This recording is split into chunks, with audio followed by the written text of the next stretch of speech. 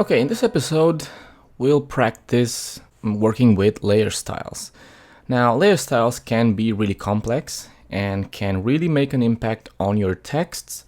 So let's practice a bit creating some fancy texts so that you get used to use the styles panel. Now, this is the text effect that I just created, and what I want to show you is how you can create something like this yourself. I'm not sure if I'm going to end up with exactly the same thing as you see here on the screen, because my objective here is not to show you step by step how I created a particular style. Instead, what I want to show you is how you can start to experiment with this and how you can play with the styles in order to get to create your own styles. Because just follow me step by step, it's really easy, but you will not learn anything. So what I want to show you is how you can combine these styles so that you can create your own. Now, if you go to the stock images folder, you will find this Photoshop document called layer styles text, and you can open it and you will get what I have here on the screen.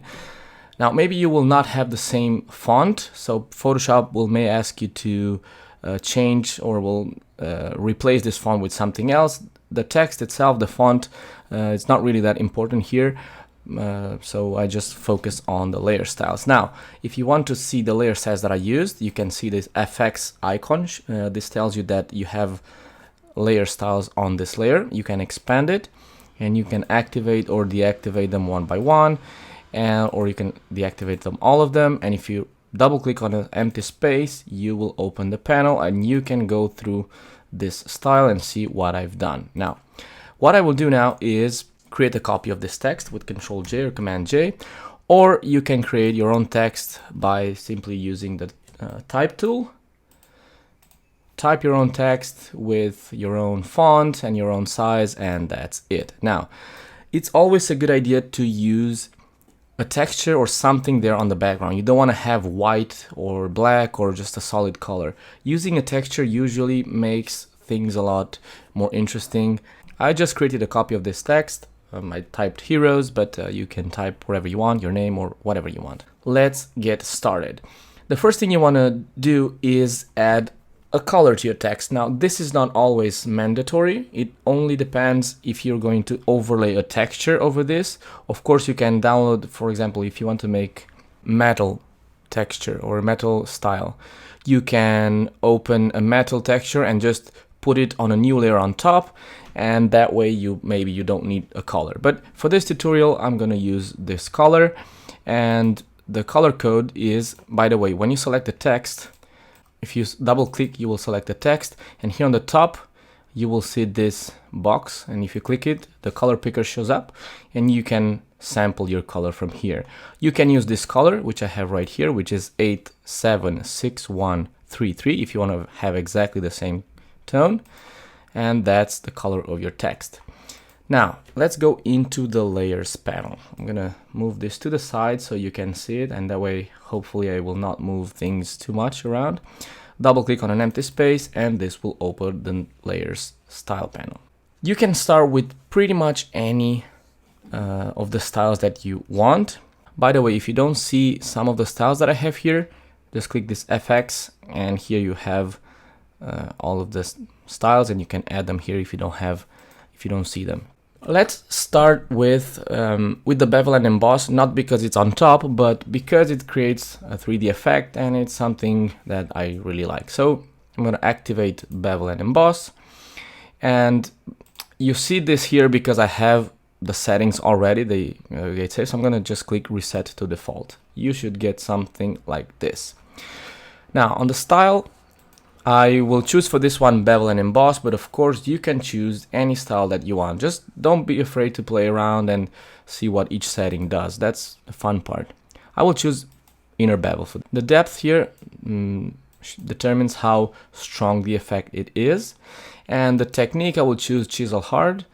Chisel soft has pretty much the same effect, but it has too much lines there, so I like chisel hard a lot better. Now you can see how the depth affects this.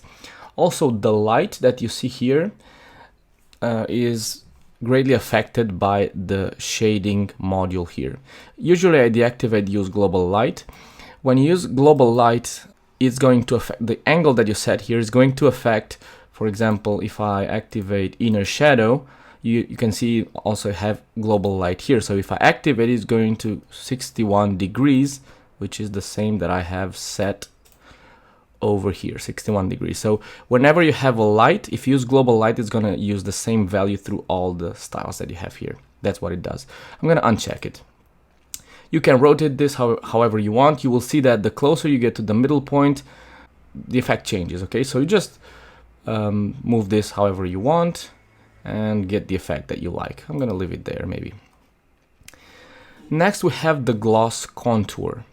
Here you can choose how you want this lighting to show up on the text. This will give you different looks, and some of them are harder. You can see this one looks like kind of like gold. And once you choose one, you can modify the angle again and see how it looks like, because it's going to look different. So each gloss contour will look different on different angles. So some of them look better at this angle, but if I change it, maybe this one does not look that good, so I would have to change it. So just play around with that. I will choose this one because I like how this sort of metal look on it, this glossy look. Probably I will drop the depth a bit now because I think it's too high. You can see that all of these changes here affect the way the lighting shows up here. Okay, even the size of this. Now, next we have the highlights mode. The highlights and shadows, sorry. Here you can choose which color the shadow and the light has. Right now it's by default it's white and black, but I could change this to be maybe yellow, and you can see how the highlights change on the text if you take a look. And of course you also have the opacity. If you want to have this golden look, just increase the opacity. Of course you can try different blend modes. Color dodge looks a lot harder, more shiny, so I'll probably do it like so, and something more a bit towards orange, something like that. Now I could make the shadows stronger by increasing the opacity on the shadows, but maybe what I will do is just change a bit the angle here and the distance between these points and the edge.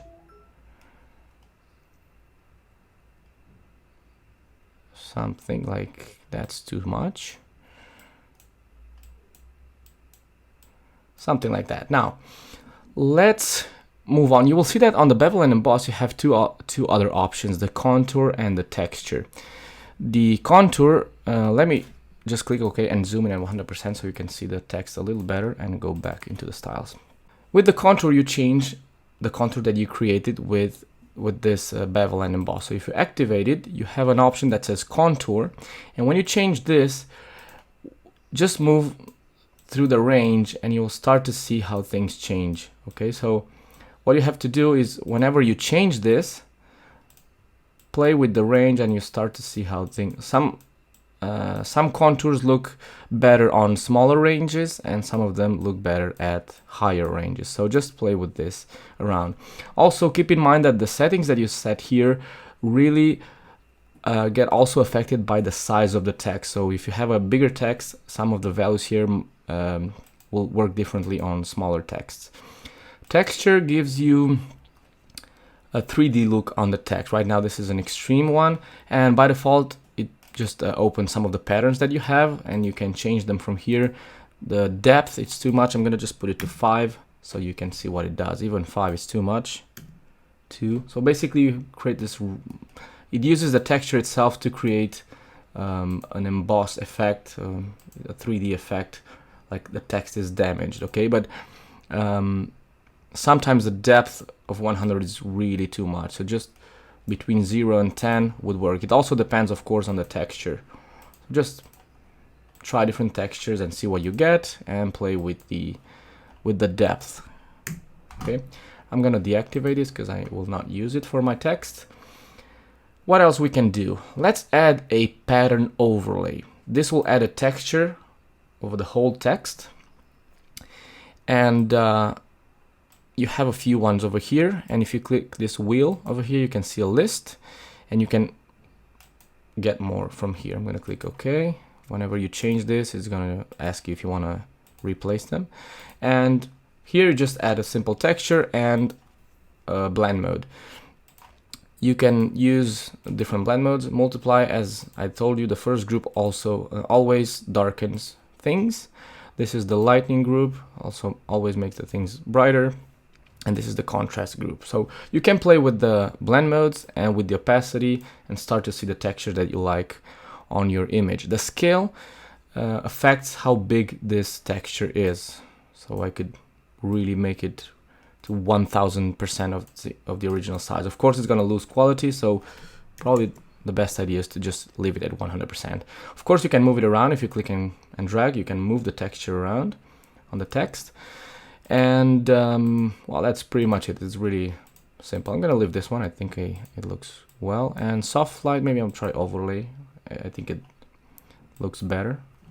Okay, what else? We could add, for example, a stroke around the text. So we could add a stroke. I like to have it darker because that's going to define the edges a little more. And on the stroke here, you can say if you want to have it on the outside of the text, on the inside, you can see how it shrinks the text a little bit, or on the center. I'm gonna leave it on the outside. And you can use a blend mode. If you leave it on normal, you will see the color of it. And the fill can be a color. By default it's set to color, which means you can add any color you want from here, like so. Or you can have it as a pattern. And the pattern are just the same patterns that you have before. Of course, you can change them. And I'm gonna click OK, maybe use this pattern.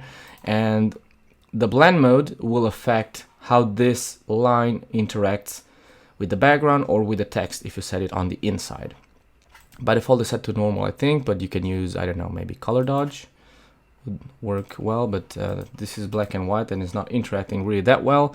So maybe you can try I don't know, color paper. Let's try, because we have some colors here and we can get this result. And of course the opacity determines how visible that is. I'm gonna use this one on multiply because as I said, I want to have this black or dark and with the lower opacity, just to have some something to make the edges pop up a little more. What else? We could add inner shadows, really interesting. I'm gonna reset to the default. Inner shadow will add a glow of light on the inside of your object. By default, it's set to multiply, but I don't want to have it as a shadow. In fact, I want to have this as a light. So I will change the blend mode to color dodge because I know this blend mode really makes colors pop.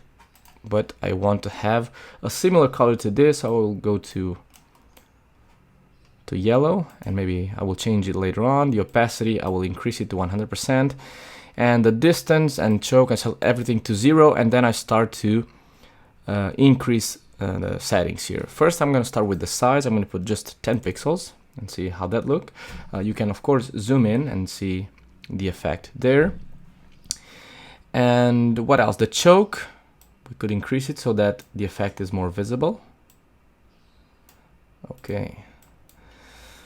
This blend mode, I don't really like it, so I'll try maybe vivid light and see how that looks. Not looking bad. Probably that will do. And of course, here you can also change the contour, just like we did with here on the on the bevel and emboss right here. Okay, so play with the setting and see what they do, and that's it. You can. In this Photoshop version, I can add more than one stroke, so I could add, for example, a couple of them. What else? Outer glow, we can create glows, and don't get fooled by the name. Outer glow can be used to create shadow, so it doesn't have to be a glow necessarily, okay? The reason why you see it looks like this is because I have the blend mode set to color dodge, but if I have this set to multiply, it's going to look like a shadow. So it really depends on the blend mode that you use. So this outer glow is now a shadow, but if I change this to color dodge, it's a glow. So the blend mode is really what dictates what kind of effect you get. Now here on the outer glow you have several settings. You have the spread. The size will determine how big the glow is. And also it works in conjunction with the range. So the higher the range, the less effect you will have. So just like a fine tuning. And of course you also have the contour of this glow. So you can have different kinds of effects here. I'm gonna use it a little linear. Most of the times you will use linear unless you want to create some really special effect. And with the spread you can expand the whole thing even more. Okay, so just play with that and see what you get. Usually you want to have something really subtle. You don't want to go overboard. And knowing how the blend modes work, in this case the color dodge, if you use darker tones you will have a more subtle effect. And probably something more red instead of that yellow. Oops, I clicked cancel. Well, anyways, let's leave it there. Like so, and click OK. And then we can add a drop shadow to create a shadow underneath here and make things pop out a little more. But you can see that the shadow, this drop shadow, affects the visibility of my outer glow. As soon as I activated it, my outer glow is not really that visible. So I will have to go here and use a brighter tone so that it sticks out a little more. Or probably change the settings, increase the size to maybe 12. And that's it. So that's how I created this text. You can add as many styles as you want. Okay, so now the good thing about styles is that you can save them. So you can go back to the layer styles and click the new style and just give it a name and activate the settings if you want them. If you want to activate them, maybe Rust Fire text, I don't know. Click OK and click OK. Now how you can apply this to other texts. Let me just show you that. I'm going to delete this and you have to go, remember, to Window, and from here look for styles. Here they are. And these are the styles that I created. This is the original one. This is the one that I just created right now. And this is another style that I used for one of my tutorials on YouTube a while ago, and it's still here. So that's how you can apply styles. Now these styles, you can also export them. If you click this icon, you can choose save styles and save them and just have them on your computer. Because if you replace the styles from here, if you can see I have a list of styles. For example, if you click here, it's gonna ask you if you want to save them. These styles are just here, but I did not save them. So I can append, which means I can add the styles, the KS styles right here by clicking append. It's gonna add them here, or I can replace them. If I choose again KS styles, I can click OK, and it's gonna remove those ones. And since it detects I did not save this one, it's gonna ask me if I want to save them. I'm not gonna click save, and from here I can apply other styles that I have. Of course, you can download from internet and just click this. After that, you can click load styles and get the styles that you downloaded from the internet. Here we have a few other ones. As you can see, you have on the internet you'll find loads and loads of these styles. But I think the fun part is just creating them yourself. So I hope you find this video useful, and we'll see you on the next episode.